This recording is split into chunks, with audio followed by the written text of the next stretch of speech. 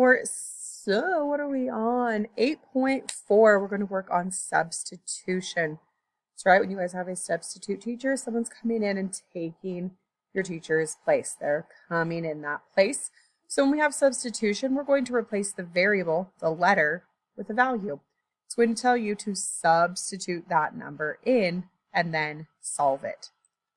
So a variable is something that's not constant. This word right here, vary, means to change. The weather can vary. It's not always the same. It's not constant. You can't count on it.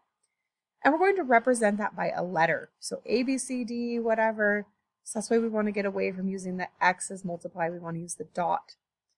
X is going to be a letter, a variable we use quite often. So it's represented by a letter, and we could plug anything in.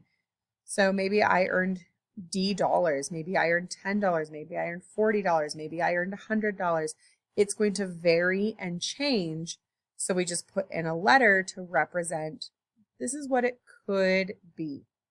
So let's try that out. So we still have to follow GEMS. So after we substitute it in, we still follow our rules.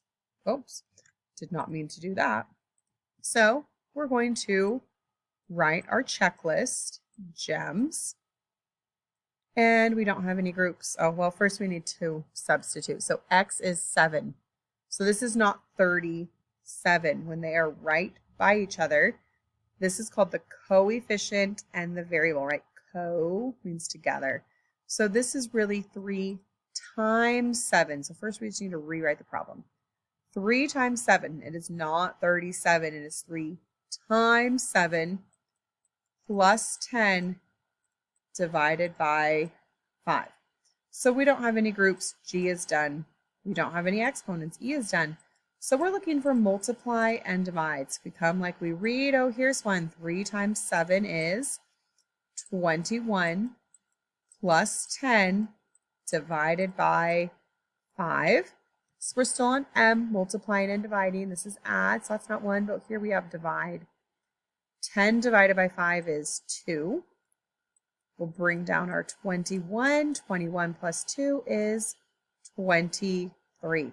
So all we're doing is substituting that in, but if it's right next to a variable, that means to multiply. Just like if it's right in front of the parentheses, when they're stuck together with no sign, it's going to mean multiply. So if there's anything you feel like you need to color in, go ahead and do that and finish up your notes.